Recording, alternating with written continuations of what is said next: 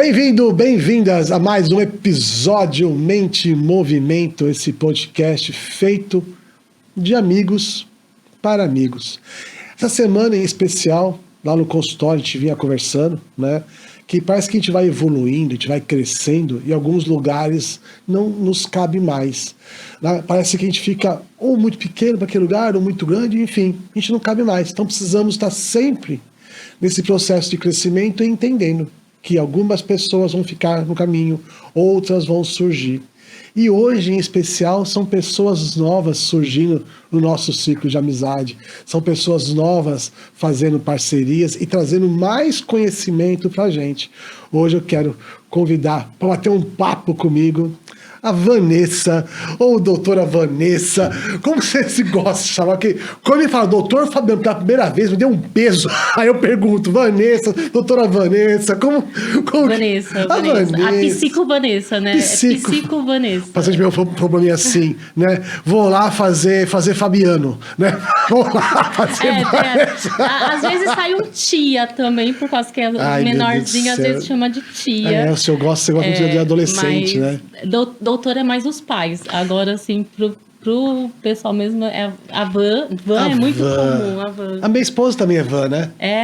Você tem uma van, você tem o privilégio de ter uma van. Apanho bastante, enfim. Não ia falar essa parte.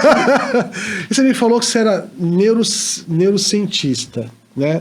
Eu estou acostumado muito com neuropsicóloga. Qual que é a diferença entre uma quem faz neurociência de uma neuropsicóloga? Então, a formação que eu fiz de neurociência foi no Einstein e ela é formada, tipo assim, ela não precisa ser somente para psicólogos. Então, assim, qualquer pessoa de outras áreas podem fazer. E a base vai ser o quê? Estudar o cérebro. Então, assim, não é específico para psicólogo. Quando você fala de neuropsicopedagogia, daí é específico ou para psicólogo ou para pedagogo. E ele vai fazer o quê? Ele vai trabalhar com os testes, avaliações. E eu não queria ir para essa parte. Eu queria ir para a área ali de estudar mesmo o cérebro, de saber como o cérebro funciona no desenvolvimento humano. E daí você chega em neurociência e não em neuropsicopedagogia. Por que estudar o cérebro? Então, porque quando você atende pessoas, o cérebro é que manda em tudo, né? Então, para mim, foi a última pós que eu fiz, né? Me formei agora, em fevereiro, e parecia que estava faltando ela. Então, eu fui atrás de fazer ela por causa que, assim, quando você estuda algumas ciências da psicologia, parece que o cérebro é o principal. E daí eu precisava disso. E eu, influenciada pelo André, conheci o Wesley, né, Delagolari, acho que é esse o nome dele, mas enfim, e ele fala muito de ciência, né, dentro da psicologia, que é uma das coisas que a gente não aprende na faculdade, né, então a gente não aprende muito sobre isso, e quando você vai para a neurociência, você estuda muito artigo, você estuda muito o que é fato, o que é verdade, né, e você sai daquele achismo. Tá bom. Eu entendo que muitas pessoas, né, na nossa profissão, elas vão achar que tudo é comportamental, né? Exato. E a gente vem estudando e vem as farmácias, essa parte de remédios, vem evoluindo muito. Tanto que a minha paciente, né, que ela trabalha no São Brasil, falou assim, Fabiano, que tem de pessoas com 95 anos chegando lúcidas. Então a gente vê que existe uma longevidade hoje, muito graças à ciência, à tecnologia, à evolução dos medicamentos. E aí se atribuía tudo ao comportamento. E a gente percebe que não. Às vezes a falta de ferro no corpo, às vezes a falta de vitamina D, vitamina B, isso vai influenciando. Quando você me fala de estudar o cérebro, né, e toda a sua neuroplasticidade que existe, como que você atrela uma fala mais triste, um comportamento mais ansioso com o cérebro? Como fica essa visão? Então, daí o que acontece? Vai ter o quê? As químicas, né? Então, o cérebro, ele é química. Daí tem dopamina, noradrenalina. Daí a gente teria que ter uma outra aula aqui de ciências. Mas, assim, praticamente é o quê? Se há uma falha nessa comunicação, né, que os neurônios fazem, você vai ter ali um cérebro que está doente. E daí esse cérebro doente, ele vai trazer alguns sintomas, entre ele os sintomas da depressão. Não necessariamente seria, que nem você trouxe ali um idoso que chega numa idade mais avançada e ele está lúcido, porque com certeza ele exercitou o cérebro dele. Então, assim, uma das coisas que ficou muito clara para mim nesse curso é o quê? Que o cérebro, assim como o músculo, ele precisa ser exercitado. Então, se você não exercita ele, e isso acontece muito, é o quê? Você chega numa idade adulta e você acha que você tem que descansar.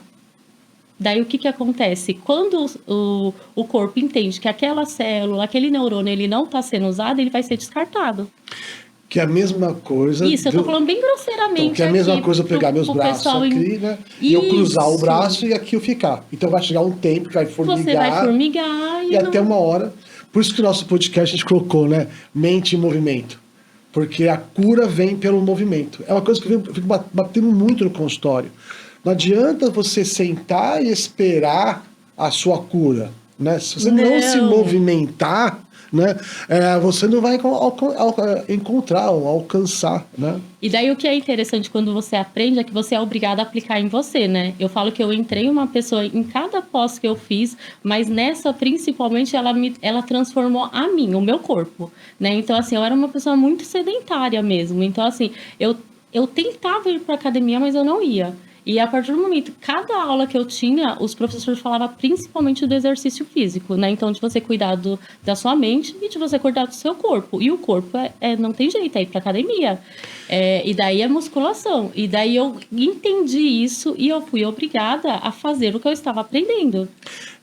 A gente ensina como exemplo, né? Não tem como, né? Não, então, e assim, a transformação que eu vi, por causa que assim, sou uma mulher já de 45 anos, entrando ali numa pré-menopausa, menopausa, ainda, eu acredito que ainda não, mas assim, tá próximo disso. E daí, assim, como que, assim, pro cérebro da mulher, essa fase, ela é terrível, por causa que você perde massa, né? E daí, como você sabendo disso, você tendo essa informação, o que você vai fazer? Nada. Ou você vai fazer alguma coisa, que é aquilo muito que a gente conversa com os pacientes, né? Então, assim, você chegou aqui e você me trouxe um problema. E aí? Você vai fazer o quê? E daí eu decidi mudar por conta da pós. E daí você falou uma coisa sobre cruzar os braços, e eu lembrei de uma situação que acontece muito, que é o que? A poda neural. E essa poda neural, ela acontece em alguns momentos da nossa vida. Então, ela acontece ali no nascimento, né? Perto ali de 1 ano, vai acontecer uma poda neural significativa. E depois ela vai acontecer na adolescência, né? Então, assim, acontece uma poda muito grande na adolescência também. E depois na velhice. Só que daí, na velhice, ela vai começar gradativamente, essa poda. Usando, né, você perdoa a minha ignorância, mas quando você fala de poda, eu lembro de flor, lembro de árvore, eu podando e cortando os galhos. É isso mesmo. Então, assim, os neurônios, eles vão se desconectando. E você vai ficando mais lento. Exato. Então, essa frase, eu sei tudo, é uma frase que nos condena a ficar preso só naquele conhecimento que foi adquirido. Só que você pode perder se você não exercitar. Eu lembro uma professora que falou para mim, ela falou assim, por causa que assim, o pessoal costuma falar assim, aquilo que eu aprendi eu não esqueço. E daí ela falou o quê? A não ser que você tenha Alzheimer. Que é uma doença de esquecimento. É uma doença de esquecimento. E pela psicossomática, a Alzheimer, né? É quando a pessoa vai se isolando do mundo, das pessoas, e chega uma hora que ela não tem mais do que se isolar, ou de quem se isolar, e ela acaba se isolando de si própria. Então, Alzheimer é a doença do isolamento, né?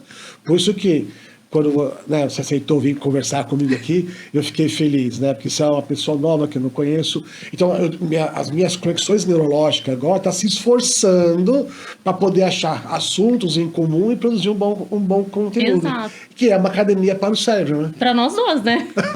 Porque eu tinha uma admiração já para conhecer vocês. Estamos aqui. Estamos aqui. Então, a gente entende que se eu não estou evoluindo, eu estou regredindo. Exato. O corpo é assim. Quando vamos supor que eu cheguei num nível que eu tenho lá meus 10 milhões, 20 milhões, com 55 anos, e agora eu quero parar, me aposentar. Por que quando chega isso? Ou eu trabalhei 35 anos numa multinacional e eu quero parar. Porque quando a pessoa chega nesse pensamento, morre logo. Então, é que assim, na verdade a pessoa para tudo de uma vez, né? E ela não deveria. Ela deveria o quê? Que nem... Não acontece isso muito quando a pessoa ela se ocupa o quê? Com um neto, né? Com a própria esposa, com a própria casa. Agora, aquela pessoa que ela vai parar e ela vai sentar no sofá e assistir o Datena, nada contra o Datena, porque daí o que vai acontecer com o cérebro dele? Só vai receber notícia ruim. Né? Então, assim, ela vai ficar lá, por causa que o cérebro já tem uma condição com o sono que é muito interessante, né? Se falar que o cérebro do idoso, para o sono, ele vai ter um sono de 4 horas e ele vai despertar. E depois ele vai fazer pequenos sonecas durante o dia, mas não é um sono mais igual aquele que nós, adultos... Adolescente, né? O adolescente, ele consegue um sono de 12, 13 horas tranquilamente. O idoso não. E daí o que acontece? Ele faz esse sono na madrugada, um sono muito ruim. Quando ele acorda de manhã, ele não faz nenhuma atividade, ele senta no sofá, fica lá na frente da TV, daí ele tira a soneca, almoça, daí à tarde ele fica de novo no sofá, daí tira outra soneca, então assim, acabou o dia. Agora, assim, aquele idoso que não vai, busca o neto na escola, leva o neto na natação, ele está se ocupando. O ideal é que a gente descanse mesmo, que a gente chega numa velhice e que a gente fala assim, parei, né? Agora é o meu momento de me dedicar aos meus sonhos, aos meus desejos, mas não de parar e sentar no sofá. Quando você fala meus desejos, meus sonhos, também não há um propósito nisso? Tem que ter um propósito para viver? Eu acho. Eu acho que tem que ter, por causa que a gente fala de perspectiva de futuro, né? E sem perspectiva de futuro, o que nos resta? Uma pessoa que só vive do passado, ela acaba matando o presente. Uma pessoa que só vive sem futuro também mata o presente. Exato. Né? Eu tenho um paciente que é muito interessante, que eu trabalho muito isso com ele, e ele é um dos casos bem complexos que eu tenho, que ele não tinha perspectiva de futuro. Eu tô com ele, vai fazer 2 anos. Esse ano, ele começou a trazer perspectiva de futuro. Né? E daí, isso é muito gratificante. Por causa que, assim, não é... nossa, ele quer algo muito grandioso. Não. Mas, assim, a perspectiva de futuro que ele traz já significa que ele tem um desejo pela vida. Eu vou fazer uma provocação, né? Que eu vejo esse pessoal mais novos, né? Não quer tirar carta porque fala que pode pegar carro de aplicativo para poder se locomover. Aí não quer comprar o imóvel porque fala que é melhor investir o dinheiro que comprar o imóvel, mas não tem dinheiro investido. Aí não quer estudar porque ele fala que quer empreender, melhor que estudar, mas não tem conhecimento nenhum para aprender. E eu vejo essa molecada numa inércia, e aí eles se acham jovem com 21, com 22, com 23, mas com 24 se acha velho.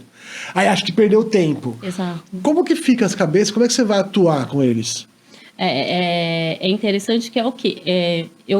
Como eu tenho a formação em sistêmica, isso diz muito sobre a família da pessoa. Então, assim, quando você tem uma família ali, e eu não conseguiria responder diferente isso, por quê? Quando você tem uma família que desde pequeno vai trazer uma estrutura para esse jovem com relação a essa adolescência, a essa juventude, a essa maturidade de ser um adulto, você já começa a colocar ali uma responsabilidade desde pequeno. Mas a responsabilidade traz frustração.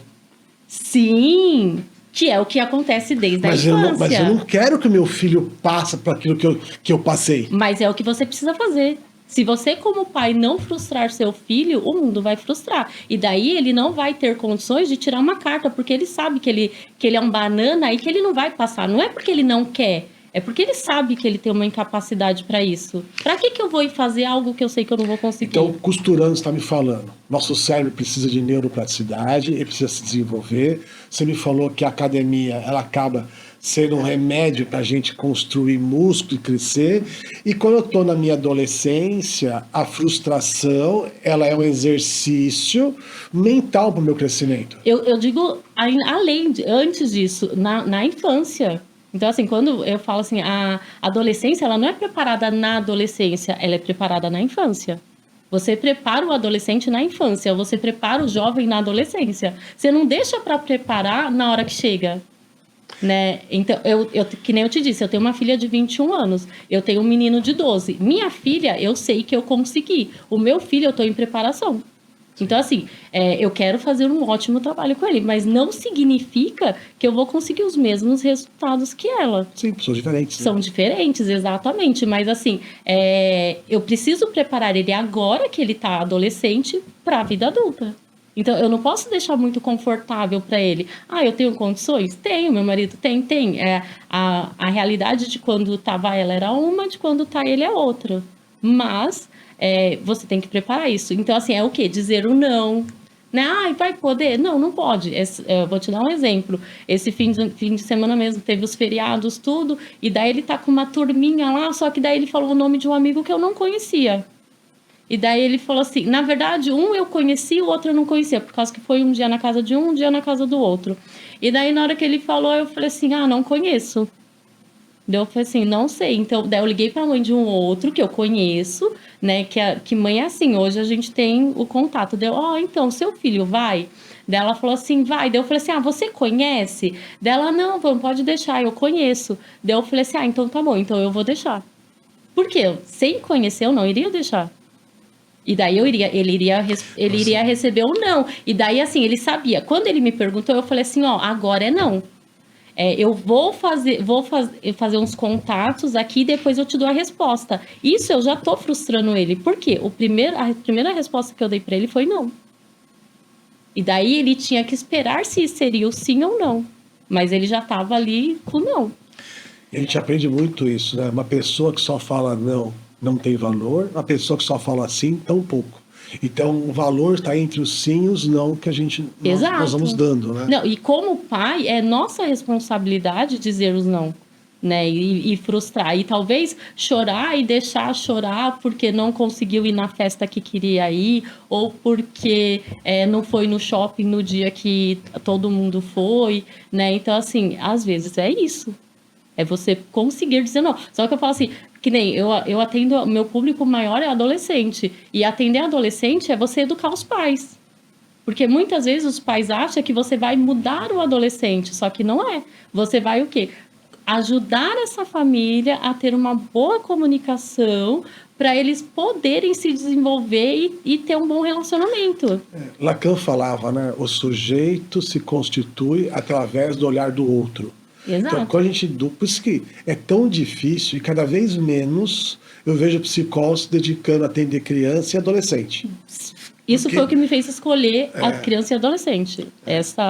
Foi exatamente essa demanda, por causa que a gente aprende o quê? Que o seu público tem que ter uma queixa, tem que ter uma dor.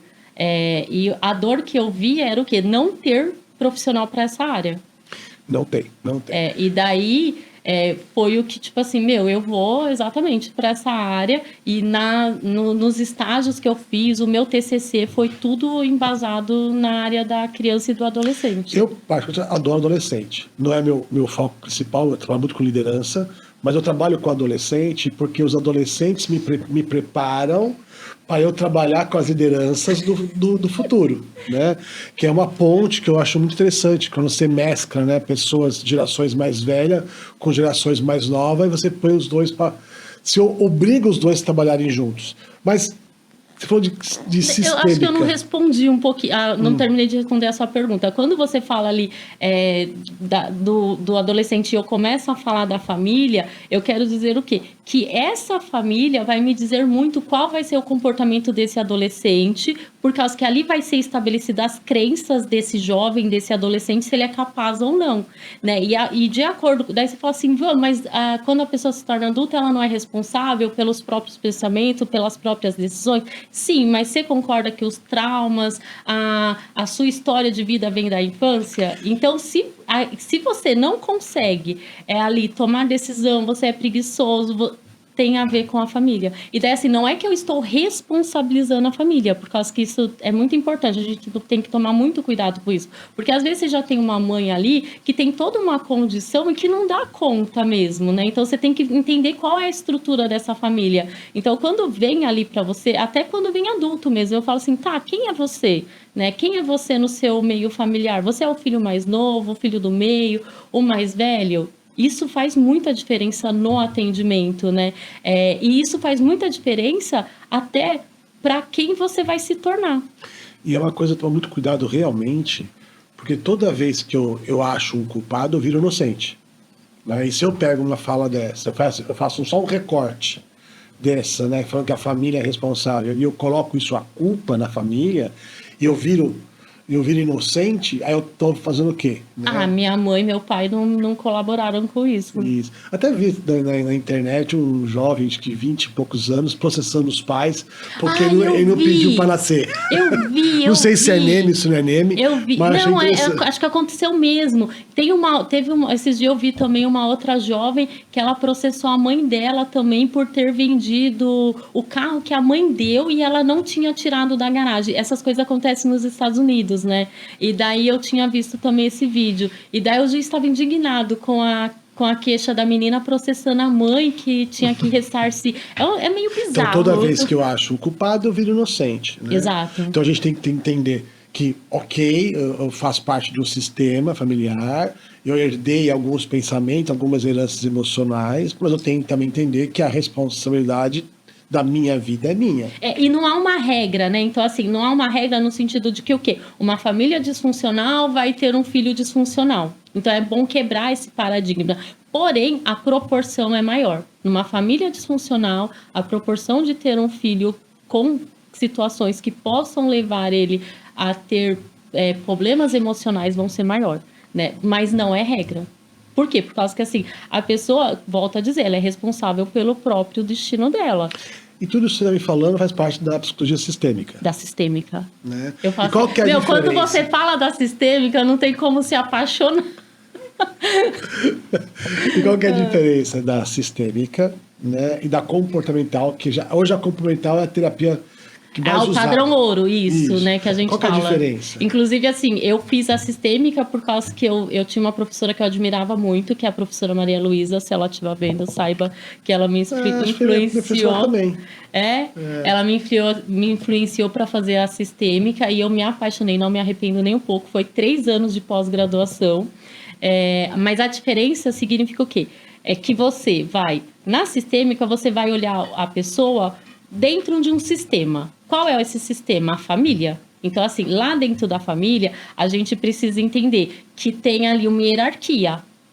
Marido e mulher, vem nessa ordem. Depois vem pai e mãe, depois vem os filhos. Quando esse sistema ele não está funcionando, vai ter ali as linhas que a gente fala que vai ter os conflitos. Então, vai, tipo assim, se esse filho ele está entrando no relacionamento do casal, ali já tem uma triangulação que pode trazer um conflito aí para a família. E daí é interessante que eu falo isso muito para os adolescentes, por causa que eles trazem, né? Tem conflito em casa, saiba que eles vão trazer.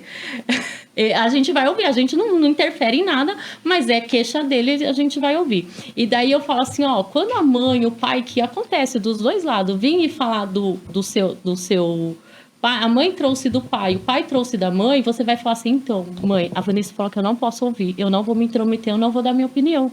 Isso é uma coisa entre vocês dois. Cada um ocupa o seu lugar no sistema. No sistema, exatamente. Daí, quando eu tento colocar esse filho aí no meio desse que é a hierarquia, eu já tô quebrando o sistema. E se eu tenho um casal homossexual? É a mesma coisa. Não muda. Não muda. Por causa que, assim, cada um vai fazer o seu papel. Né? Então, assim, isso não indifere, entendeu? Por causa que acontece, mãe solo. Uhum. Né? Então, assim, essa mãe solo, ela vai fazer o papel dela de mãe. Tá faltando ali o papel de pai, que talvez esse papel possa ser ocupado por um avô, por um tio, por alguma outra pessoa, ou não. Também. Você consegue diferenciar a sistêmica da constelação familiar que vem crescendo? Totalmente diferente. A constelação familiar, ela não tem base científica nenhuma. Pode ser que futuramente eles consigam, mas a constelação familiar, ela vai com uma linha um pouco mais então, a sistêmica, espiritual, podemos dizer. Então, energético, ela tudo. entra numa ancestralidade, isso, e daí vai nos antepassados, e que daí eu falo assim, eu não gosto nem de comentar, por causa que entra numa fantasia também da pessoa, a gente não sabe até onde aquilo realmente, de fato, acontece mesmo. E na sistêmica, não. Na sistêmica você tem Minute, você tem vários teóricos. O CRP aprova a sistêmica. Oi? O CRP aprova a sistêmica. Aprova. A sistêmica é aprovada. É científica. A sistêmica, embora ela não tenha a mesma validação que a TCC. né? Então, assim, a TCC... No entanto que eu fiz a sistêmica, meus atendimentos eram muito bem sucedidos, porém, por pedidos que o médico encaminhava, TCC, encaminhando, TCC. E daí, você é TCC? Eu, não. Daí os pacientes ficavam, mesmo assim, por confiar. Mas eu falei assim, não, vou fazer esse raio dessa TCC. Daí eu fiz a TCC e eu implementei junto com a sistêmica. E daí eu falo assim, hoje eu não consigo atender sem a TCC. Porque a TCC é aquilo ali. Situação, emoção, pensamento. Então, assim, como que você vai... Eu conversei com alguns amigos nossos, né, profissionais que trabalham nos Estados Unidos, né? E lá eles não têm uma linha única que nem a gente aqui. Ah, que linha você é? Lá eles conseguem usar as ferramentas de acordo com a necessidade. Eu achei isso legal e é algo que eu também faço, né? Até brinco muito, que eu falo que eu tenho uma maleta com várias ferramentas. Então, tem uma nova agora, eu esqueci o nome dela, que ela faz ali meio que um pegado disso, né? E daí ela vai fazer de acordo com o paciente. Isso. Esqueci o nome, mas tem. Porque as ferramentas que a gente aprende, a gente vai acabando usando, né? Seja sistêmica, seja comportamental, seja psicanálise. Não, eu acho assim que nós, como psicólogos, a gente não consegue desprender daquilo que nós temos de aprendizado para com o paciente, né? Então, assim, até para o cliente. Então, aquilo que você tem, não tem como. Eu não vou usar porque com esse paciente eu estou aplicando só TCC. Né? Eu acho que é independente. Você vai... Independente não, eu acho que assim, é egoísmo até da sua parte. Você ter uma informação que dentro de uma abordagem vai fazer sentido para aquele paciente e você não passar, porque você está fazendo só TCC. Sim. Vou trazer um exemplo aqui, né? Vou fazer de conta estou numa supervisão com você. Olha, você sabe que o pessoal lá da clínica, né, que eu tenho 2 salas, uma eu tenho a sócia com a Jéssica, a outra eu tô sozinha. E daí o pessoal pede para mim fazer supervisão e eu não me sinto capaz, mas não, vamos lá, legal. Você vai me colocar legal. Nessa saia justa. Tem uma mulher de seus 28 anos que ela descobriu a traição do pai. O pai tinha uma amante, só que a mãe dela, ela nunca trabalhou. Então a mãe dela era dona de casa. E na hora que ela conta para a mãe da traição, ela faz a mãe terminar o casamento, porque era algo muito que ela não conseguia lidar com a traição. O pai vai embora e ela assume o lugar do pai, até como provedora, e agora ela não consegue sair para a vida, porque ela tem que ocupar esse lugar, né? E quando eu mostrei isso para a paciente, ela pegou e foi embora porque ela fez o certo. Ela não deu conta. Não deu conta. E agora, para reverter isso, é muito difícil, porque mexe com valores e tal, né? Dentro da visão sistêmica, pelo que eu entendi, tá tudo errado aí, né? Tá, por causa que, assim, primeiro que a gente está falando de um segredo.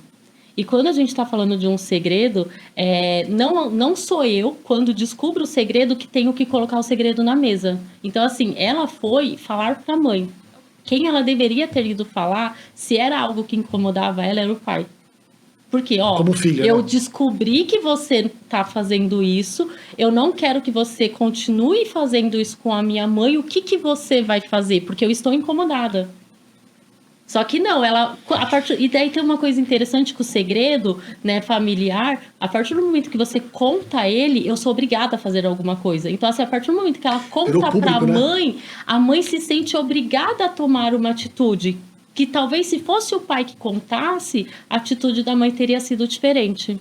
Só que assim, não, eu te contei, você tem que fazer alguma coisa, porque se você não fizer, você tá me traindo, e eu sou leal a você.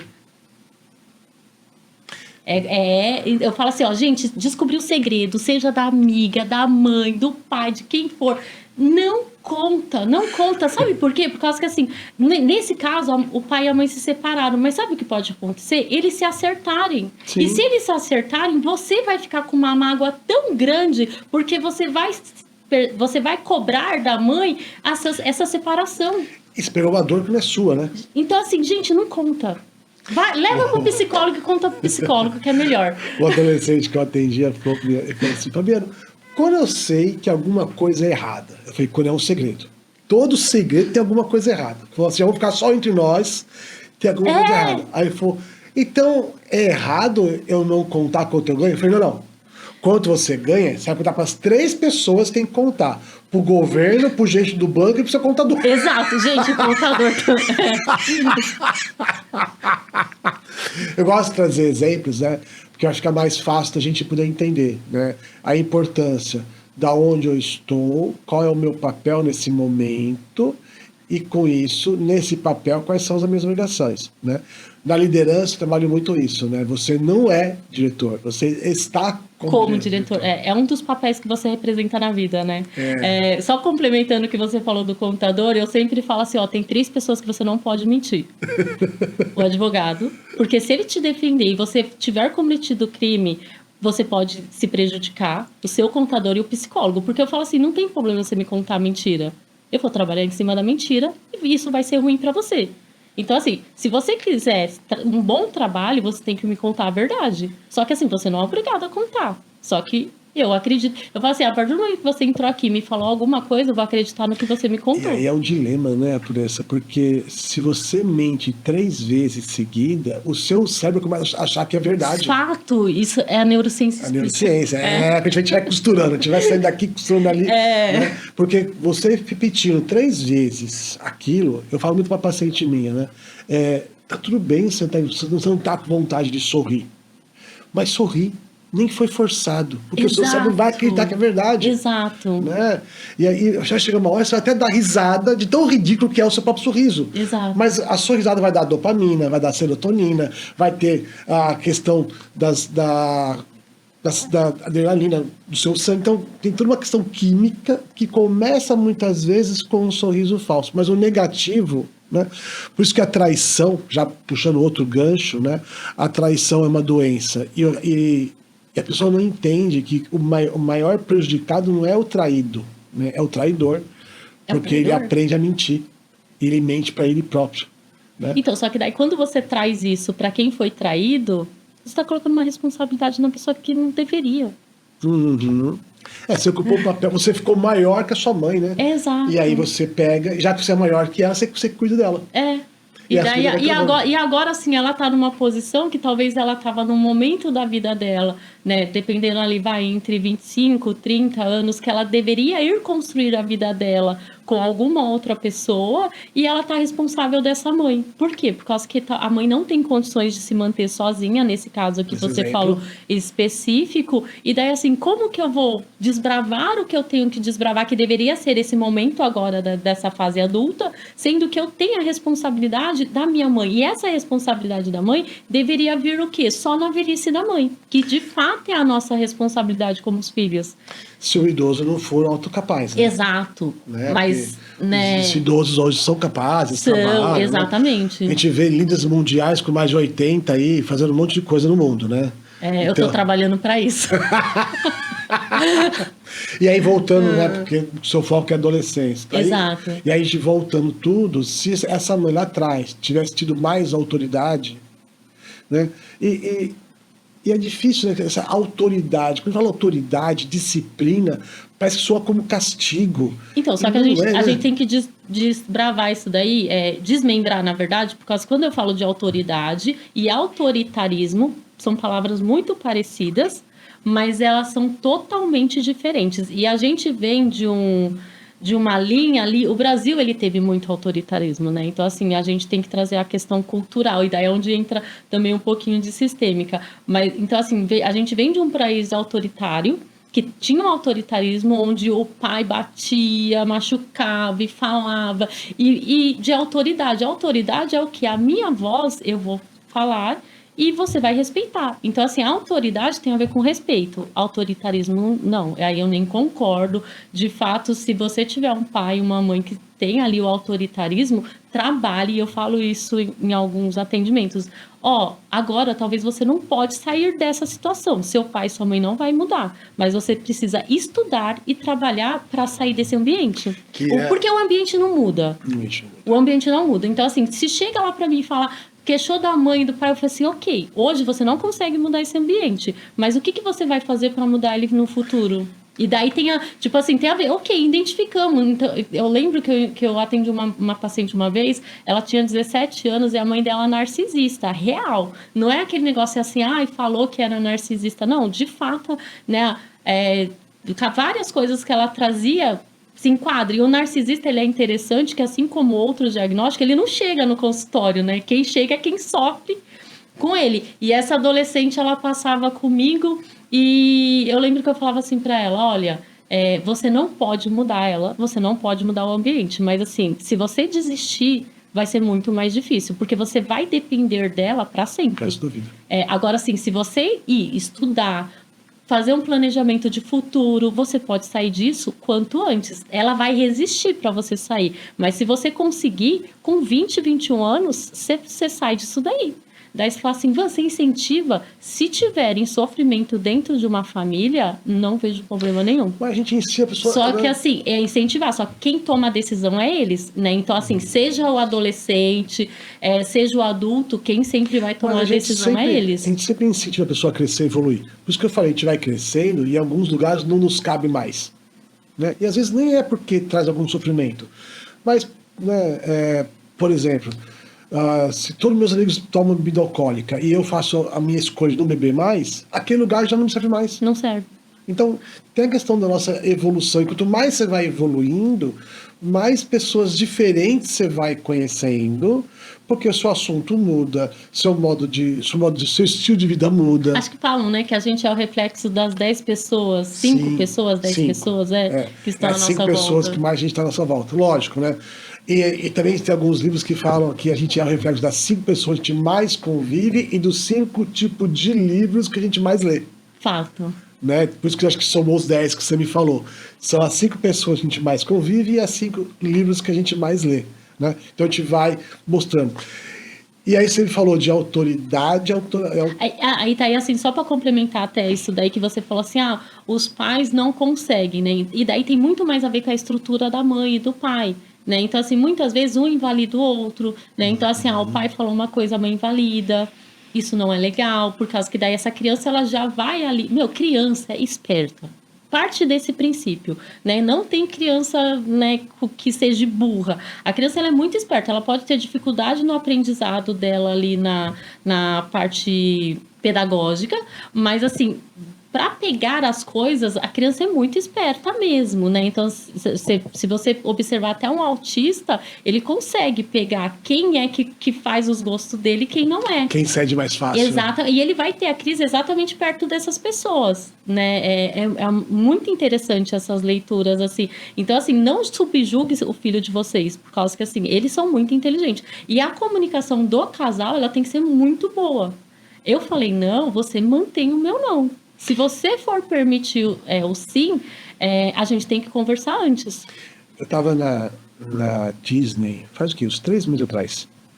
E teve uma coisa que me chocou muito lá, quero ver a sua opinião sobre isso. Então eu estava na Disney, né? Eu chorando lá com os personagens, né? Tal, né? Entendo. E as pessoas com os carrinhos empurrando aquelas crianças de 5 a crianças grandes, 12 né? anos, de 5 a 12 anos, sendo empurrada naqueles carrinhos, né? E na frente delas umas telas enorme, né? Você tem ideia, são telas de 20 por 20, são, né, telas grandes, ele assistindo os conteúdos da tela, passando pelo parque, aí tirava a criança do carrinho, colocava do lado do personagem, tirava a foto, punha no carrinho. Aí até o brinquedo, toda a fila do brinquedo no carrinho, chegava no brinquedo, punha no brinquedo, dava a volta, 1 minuto e meio, mais ou menos, dura cada brinquedo, e punha no carrinho. O que acontece, né, em questão, primeiro, de nosso cérebro, já que você está falando muito de cérebro aqui, o que acontece com esse cérebro? E o que acontece com a questão dos limites com uma criança dessa? Então, essa criança, ela não vai entender limite, por causa que a tela, inclusive, tudo que está ali dentro do celular e do tablet, que seja, ele é feito exatamente para te prender. Você não consegue sair, né? Faz um teste, você é adulto. Se você falar assim, eu vou ligar e vou ficar 10 minutos para ver se você consegue, ou faz um outro teste. Eu tô fazendo esse teste comigo, inclusive. Eu tô sem rede, eu quero ficar sem rede 30 dias sem o Instagram, que é a principal lugar que eu entro e que eu fico mais tempo. Então, assim, eu fiquei acho que já 15, quase 20, então falta um pouquinho, mas assim, é dificílimo. Quando você pega o celular, você vai pro ícone. Eu tirei o ícone do meu celular para poder fazer esse teste comigo, por causa que, assim, o que acontece com o cérebro com as telas? É a mesma coisa, e isso eu tô falando sério, gente, não é papo de psicólogo, não. É a mesma coisa de você dar droga pro seu filho. Então, assim, você pega uma criança e dá um pacotinho de maconha para ela, de cocaína. Porque o sistema do cérebro vai responder da mesma forma. Né? Sistema de recompensa e vício. Então, assim, você está colocando o seu filho no vício. O órgão da saúde de pediatria, de medicina, não lembro exatamente qual é o nome do órgão, ele tem uma escala lá de determinação de tempo de tela. De verdade, meu filho fez 12 anos agora. Ele ganhou celular esse ano. Só que eu fui muito linchada, né, no sentido de família falar que ele era o único que não tinha, que as primas tinham, que na escola os outros iam pensar que ele era pobre. Eu cheguei a ouvir isso. Só que assim, daí a diferença. Por que eu sustentei até 12 anos? Por causa que eu sabia que se eu desse o celular para ele, eu estava dando algo que ele não precisa. Porque o celular hoje serve para quê? Para trabalhar. Eu tenho essa percepção que para mim o celular é para trabalho. E daí eu fiz essa escolha com ele, é uma escolha dificílima, por causa que assim, em alguns momentos eu sabia que ele queria. Só que assim, eu tive que dizer não. Por eu conhecer. Talvez se eu não conhecesse, eu daria. Mas a partir do momento que você sabe o que faz na cabeça do seu filho, não deixa. Daí assim, ele ficou totalmente sem tela. Não, ele tem videogame. E às vezes ele ficava mais do que o tempo no videogame. Só que assim, o videogame é uma tela de televisão que tá lá no meio da sala e eu consigo ouvir e ver o que ele tá fazendo. Quando eu tinha acho que 5, 6 anos, meu pai colocava uma dose de vinho, 2 dedinhos de vinho, e o resto ele punha suco de uva, ou ele colocava só da limonada, né? E esse era o meu suco, para acompanhar meu pai tomando o vinho dele, né? Hoje, aos 50, eu falo, que loucura para meu pai fazer comigo, né? Tinha um pico de conhecimento, né? Tava me incentivando a beber, podia ter, né, tirado um alcoólatra, tudo. E aí eu fico imaginando a minha filha com 50 anos, né? Falando assim, gente, meu pai era doido. Ele dava celular para mim quando eu não sabia nem o que fazer. Eu acho que é a mesma coisa. É a mesma coisa. Né? Então, assim, e é o papel dos pais dizer não pra tela. E daí, quando você fala isso, é interessante que você viu isso na Disney, que é um parque que todo mundo tem o sonho de estar. Mas isso você vê no restaurante. Você vai no restaurante e daí, assim, o mais absurdo é ver a criança, mas, assim, mais absurdo é ver os pais também, né? Então, assim, acho que o Joel J falou num podcast dele que ele fez um acordo com a esposa dele depois que ele foi num restaurante e nesse restaurante ele olhou pro lado e tinha algumas famílias e elas não se comunicavam, elas não se conversavam. Gente, e a mesa, se você for estudar sobre a mesa, eu fiz esse estudo por causa que uma vez a gente fez um seminário sobre família e a gente falou sobre a mesa e a importância da mesa é incrível. E daí quando você traz ali o celular para a mesa, a televisão na sala de jantar, o que você está fazendo? Eu estou impedindo de abrir a janelinha do meu filho. Porque eu não converso com ele, ele não conversa comigo e a gente não se conhece. Estamos na mesma casa e não nos conhecemos. Vou contar uma história para vocês, falando de mesa, né? Daí essa importância. A gente estava na praia e eu tenho 2 filhas, né? Uma que vai fazer 10 anos semana que vem, que não tem celular. Quase adolescente. Quase adolescente, né? E uma que vai fazer agora, tá com 5, faz 6 no meio do ano. E a de 10, ela pegou e foi preparar o primeiro jantar dela. Porque a gente tem o ritual, né, de a gente, pelo menos no final de semana, almoçar e jantar juntos, todos na mesa, sem tela, né? Para poder conversar, enfim. Então, foi fazer o primeiro jantar dela, que era um macarrão com um molho, né, e carne moída. Era o primeiro jantar dela. Eu estava na praia, era 6 horas da noite, e ela falou, pai, e os convidados? Eu falei, filha, mas como que o pai vai trazer convidado agora? Estamos na praia, quem que eu vou chamar? Ela falou, pai, meu primeiro jantar tem que ter convidado. Eu falei, meu Deus do céu, agora. Aí eu lembrei que na rua a 100 metros de casa, tem uma guarita, que tem um segurança na rua lá, que a gente conhece ele há muito tempo já, né? Eu falei, só se eu chamar o Jorge lá pra vir aqui. Ela falou, beleza, pai. Então vamos chamar. Eu falei, eu não. O jantar é seu. Exato. Você quer convidar, você convida. Eu posso. Você já tá trabalhando com ela ali, perda de timidez. Isso. Eu posso te acompanhar, porque é rua, já tá escuro, mas quem vai convidar é você. E ela foi, né? E eu de longe vi a esposa do Jorge, né? Já peguei o celular e falei pra minha esposa, né? Coloca mais macarrão que vai vir mais gente. Então, mas essas histórias que acontecem na mesa é onde você consegue se conectar com a sua criança e com o seu adolescente. Se você perde isso por causa de um celular, gente, o tempo não volta. Tem uma... Então o celular é um ladrão de tempo. Ladrão de tempo. Se você fizer as contas, isso me impactou muito. Quando eu ouvi isso, eu estava num culto, né? Sou cristã, num culto para pais. E o pastor falou sobre quantas semanas nós temos com nossos filhos até eles completar 18 anos. Na época, a Rafa já tinha completado 18 anos, então já não tinha mais nenhuma semana com ela, partindo do que ele trouxe. E o Eduardo, ele estava ali com 8 anos, 7, alguma coisa assim. Então, assim, metade daquilo que eu poderia viver, eu já tinha vivido. De que forma que eu vivi, eu espero que tenha sido de uma forma boa. Mas me fez refletir que, assim, depois disso, pra onde que, tipo assim, não vai ter mais os almoços, porque eles vão namorar, eles vão passear, eles vão para outros lugares, né? Então, e os filhos é isso, a gente prepara eles para o mundo, não é para nós. Então, quando a gente deixa os filhos, que a gente não prepara ele para ir conversar com o rapaz da guarita, para ir comprar o pão na padaria. Meu filho, ele tá com 12, desde os 9, eu permito que ele vá na padaria. Tem que atravessar a rua. Antes a gente ia. Primeiro eu ia, ficava olhando ele atravessar. Ele ia e comprava. Daí depois eu ia, ficava na esquina. Daí depois eu ficava no portão. Agora eu já nem saio mais. Ele vai sozinho na padaria. E daí o que eu tô trabalhando com ele? Habilidade social. Que é o que você disse no começo do podcast. Não existe. E quem tiver habilidade social tá em destaque. Às vezes não tem nem ali tudo que o currículo precisa, mas tem habilidade social. Sabe conversar, né? E daí eu falo assim, preciso trabalhar isso. Então, olha que interessante a sua vida, né?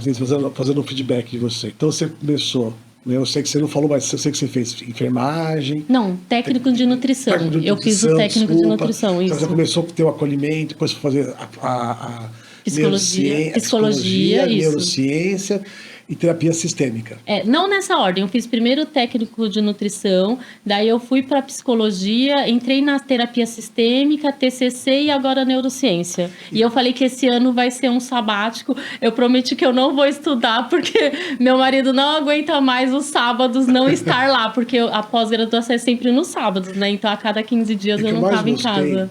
Da nossa conversa é que a gente usou tudo isso em prol da nossa família. Exato. Então, as ferramentas que a gente usa, elas têm que ser primeiro testadas em nós próprios. Porque se a gente encontra em nós a salvação, né, a salvação entre aspas, né, a gente consegue operar as pessoas para o mesmo caminho. Que eu vejo muito profissionais que falam assim, a minha vida pessoal é uma coisa, a minha vida profissional é outra. Aí ele vai querer trabalhar, por exemplo, o paciente dele parar de usar tabaco e ele usando tabaco. Não dá, né? Então ele vai ter muita dificuldade. Ele vai até conseguir colocar as ferramentas, mas como ele não é um exemplo, é mais difícil. Né? Não é impossível, mas é mais difícil. É a mesma coisa quando eu vendo para você que educação física, fazer academia é remédio e eu não faço. Eu não faço. Então eu gostei muito dando feedback para você, porque a primeira pessoa que está salvando é você mesma, depois as suas famílias e depois os seus pacientes. Né? Então isso é muito interessante, porque se entender fosse o suficiente, médico não fumaria. A gente tem que compreender. E fazer, né? E fazer, e acontecer. Olha, quando você brincou comigo que a gente podia ficar aqui umas 3 horas, eu achei que você estava exagerando. Mas já deu quase uma hora de papo. E a gente tá aqui e poderia continuar. Mas assim, quando você fala assim que eu trouxe para mim, e assim, só para você entender, eu gosto de falar isso, dentro da clínica, o meu público principal é adolescente. Porém, quando você se conhece, você sabe quem você não atende. E eu acho que o mais importante do que você saber quem você atende é quem você não atende. Porque vai mexer nas suas dores, né? E daí, assim, quais são as dores? E eu lembro que desde a faculdade, as minhas dores eram com relação aos adictos, né? Porque eu tive um pai adicto. E daí eu falei assim, não vou atender adicto. E eu sei que é um público muito grande, que paga muito bem, mas eu falei assim, adicto eu não atendo, seja de qual for. Então, assim, eu falo assim, hoje eu não atendo. Na verdade, eu nunca atendi adicto. Se chega para mim, eu falo assim, vou te encaminhar. Então, assim, o psicólogo, ele precisa saber as limitações dele para ele poder entregar um bom produto. Por causa que, assim, não é só ouvir. Quando você ouvir, qualquer pessoa pode ouvir, né? Seu amigo pode te ouvir, o pastor pode te ouvir, né? Um colega pode te ouvir, a sua namorada te ouve. Agora, sim, uma escuta qualificada... Ativa, né? Exatamente. Uma escuta que vai fazer provocações para você e que vai fazer você mudar, essa escuta é diferente. Eu falo assim, você chegou aqui, eu vou te entregar algo muito bom. Então, assim, você não tá me pagando só para te ouvir. E se eu não conseguir te entregar algo muito bom, a gente para. E já aconteceu, tá? Então, eu lembro que eu tive uma paciente que ela tinha tricotilomania, sabe? E era muito grave. E o que aconteceu? Eu dava as atividades para ela e ela não fazia. Tricotilomania é a pessoa que arrancando os cabelos. Exatamente. Eu chegou a comer. Ela não comia, mas ela arrancava. E eu falei para ela assim, olha... A partir de hoje, daí eu chamei a mãe, ela 11, 12 anos, alguma coisa assim. Eu chamei a mãe e falei para ela assim, olha, se você quiser que dê resultado, eu preciso que ela faça o que eu tô pedindo, né? Porque eu sei que dá resultado, é ciência, né? Terapia é ciência, né? Muito diferente do que o pessoal acha. Então, assim, se ela fizer o que eu tô pedindo, isso vai parar. E daí, a partir do momento que eu falei isso pra mãe dela, eu falei assim, eu vou dar o prazo de 1 mês pra ela. A partir de hoje, você vai tirar foto do cabelo dela na terça e na quinta e você vai me mandar as fotos e ela vai fazer as atividades. Se nesse 1 mês isso não melhorar e ela não fizer as atividades, você pode pegar o dinheiro e ir passear com ela no shopping. A mãe arregala o olho desse tamanho. Só que assim, do mesmo jeito que você sabe que você é um bom profissional, você tem que ter um bom paciente. Então, assim, não adianta o paciente vir e depois falar assim, não deu certo. Mas, opa, calma aí, não deu certo por quê? Porque eu não fiz o meu trabalho e tudo bem, se eu não tiver feito, eu posso assumir isso. Ou porque você não fez o que precisava ser feito. Atendi um paciente que falou comigo assim, eu quero parar a terapia. Eu falei, quer? Por quê? Porque você não percebeu? Toda semana eu venho aqui, é a mesma coisa, não muda nada. Eu falei, mas quem quer a vida? A vida é sua. Você quer que eu fale da minha vida para você? Minha vida mudou. Agora eu estou te ouvindo para você também se perceber que toda semana você não faz nada para mudar. Então é como você fala, né? A gente mostra os caminhos e o paciente vai escolher os caminhos. Eu queria mudar um pouco o tema, né? Porque eu vejo muito dos psicólogos que estudam para atender e tal. Qual que é a diferença do psicólogo clínico e do psicólogo empreendedor? Muita. Muita. Vou até me arrumar aqui na cadeira. Quando você decide assim empreender, você tá além do que o psicólogo clínico. Como psicólogo clínico, eu podia sublocar uma sala ou atender na minha casa, né? E daí eu diminuiria custos, um monte de coisa.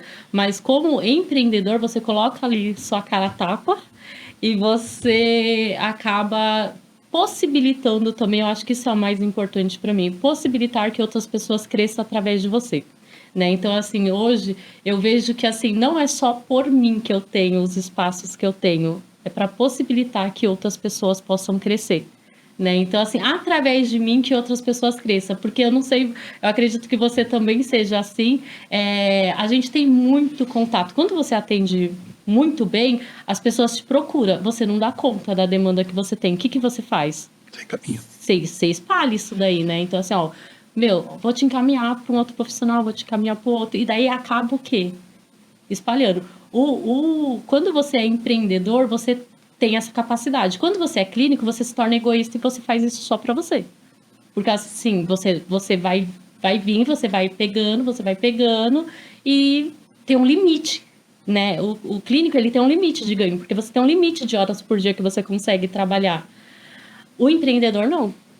O empreendedor, ele vai vender, além do seu conhecimento, ele vai vender outras coisas. Vai. Você falou do egoísmo, né? E você falou duas coisas interessantes. Você falou que você é cristã e você falou que é egoísta, né? Do egoísmo. Sabe qual que é o melhor tipo de egoísmo que existe? É você fazer o bem pra todo mundo, porque você sabe que volta pra você. Eu concordo contigo. Acho que quando a gente é psicólogo e empreendedor, a gente deixa de ter medo, né? Porque a gente, teoricamente, nós somos concorrente, você com o espaço em Santo André, eu com o espaço em São Bernardo, né? Mas não existe concorrência, Não existe. Porque a demanda é tão grande, e não tem pessoas fazendo bom trabalho, porque as pessoas não permitem aprender, né? Ela sai do ponto A ao ponto B e é isso. A gente não, a gente que empreende, a gente enxerga todo o abecedário. E aí tem várias possibilidades a vir a ser, acontecer, e fazer o bem, né? Fazer o bem, que é o mais importante. E eu não sei se você consegue também perceber, quando você empreende, às vezes as pessoas têm a capacidade e ela se limita, porque ela não consegue enxergar essa capacidade que ela tem. Né? E eu tive a sorte de ter um sócio logo no início, quando eu abri a minha primeira sala, e esse sócio me ajudou muito, né, aí na minha primeira caminhada, e ele tinha um pensamento muito bacana também, né? Então a gente meio que se conectava muito bem com isso. Então isso daí é muito importante, você estar com pessoas que possam ver o seu potencial. Então, assim, eu lembro que no começo a gente foi muito exigente até com relação a escolher os móveis, né? Então, assim, olha, a gente não vai comprar o móvel na OLX, a gente vai comprar o móvel de tal lugar, porque a gente quer o melhor sofá, né? Pensa, eu vou ficar sentada naquele sofá para atender pelo menos 8 horas, talvez menos, talvez mais, mas eu vou pegar um sofá usado, né? Um sofá ali mais barato? Não, eu vou comprar um sofá melhor. Aí é importante a gente saber com quem a gente está se conectando, né? Exato. Bom, a minha frase, né? Você percebeu que a minha frase que me move, né? É a cura vem pelo movimento. Adoro essa frase. Toda vez que eu tô abatido, que eu tô, né, cansado, eu falo, vamos deixar eu movimentar para fazer. Tem alguma frase que move você? Tem uma frase que isso marcou você nesse caminho todo? Uma frase de impacto pra gente fazer um corte bem legal. Uma frase de impacto.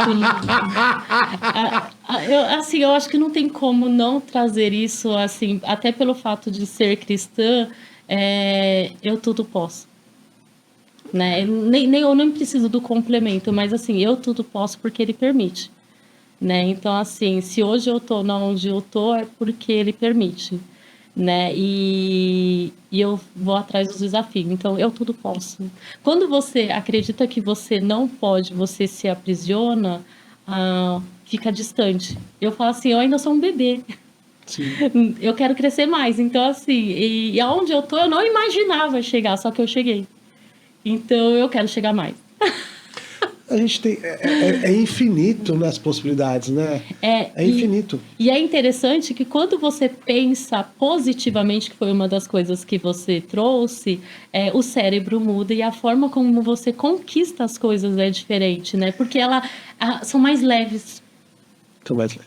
São mais leves. A gente vai se permitindo, né? Quanto mais a gente vai se abrindo para a vida, mais a vida vai se abrindo para nós, né? E mais as coisas vão acontecendo. Quando a gente montou o podcast, foi para fazer conexões, conhecer, bater papo. Mas o que eu tô aprendendo, o que eu tô aprendendo aqui, né? Já passaram psiquiatras, já passaram Iron Man, já passou. Eu assisti, teve uns fantásticos. Então é tanto conhecimento que a gente vai adquirindo, né? Que a gente percebe que não tem fim essa evolução, né?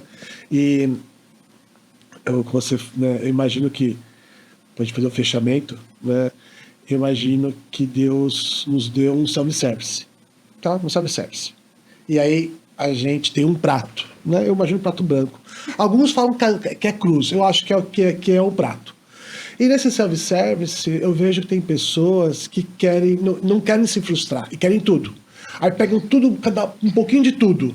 Aí sai do self-service, tem que comprar remédio para gastrite, tem diarreia, passa mal. Você já fez isso com sorvete? Já. Porque quando você é criança, você faz isso com sorvete. Hoje eu aprendi que no self-service de sorvete, você põe no máximo 3 sabores. É isso. Porque fica ruim. Aí outros pegam lá, eles não têm de escolher o que mais gostam. Então pega feijoada com lasanha.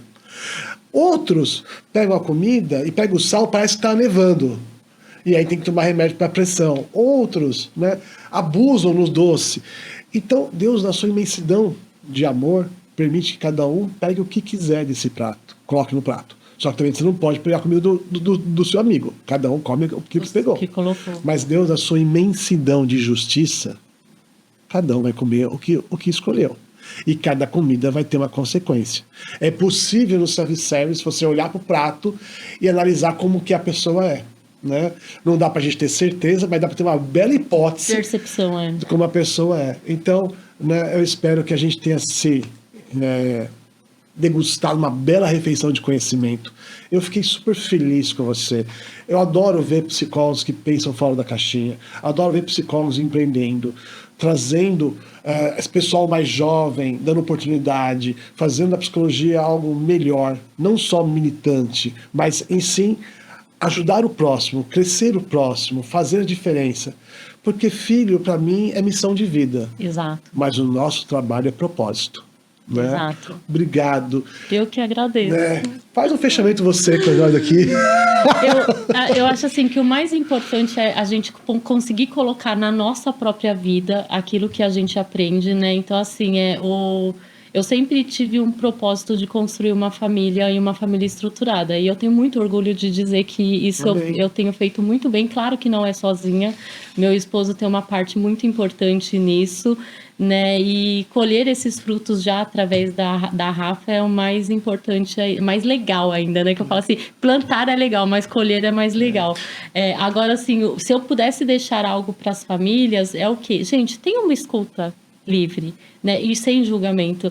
Isso que a gente fez aqui foi exatamente isso, um bate-papo onde eu trouxe ideias, você trouxe ideias, e claro que tem ali algumas coisas que você já aprendeu, outras que não, mas que em nenhum momento tem julgamento. E quando a gente vai ouvir um adolescente, que seja um adulto ou um idoso, a gente precisa estar livre desse julgamento, que daí você consegue... Claro que um adolescente vir e trazer alguma coisa ali que você não está preparado, vai te deixar ansioso, vai te deixar triste, vai te trazer algum sentimento.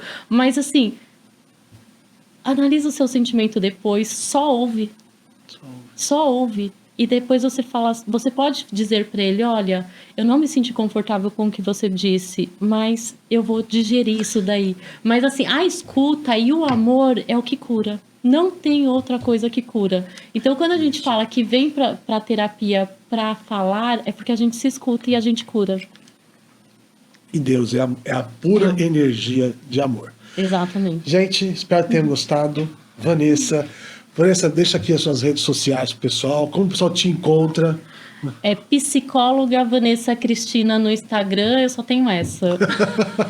E assim, não é que tá desativada, mas ela tá em stand-by, uns 15 dias, 10 dias eu já tô de volta. Então depois pro Henrique colocar o seu número do seu WhatsApp aqui. É que eu acho que não vai hoje, né? Então, acho que quando for eu já vou estar conectada.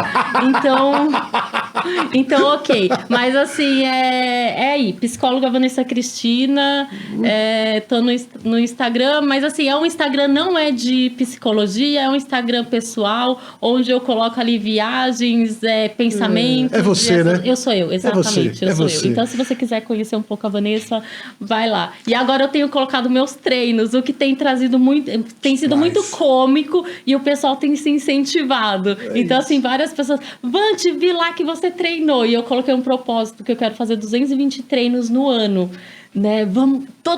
Tô indo. Já deu certo. Gente. Então vai lá, me segue para ver se eu conseguir bater aí os 220 treinos. Obrigado. Até a próxima. Segue a Vanessa lá. Manda WhatsApp. Obrigado uma vez. Obrigada a você. Beijo, Fabiano. beijo, beijo, beijo, beijo, beijo.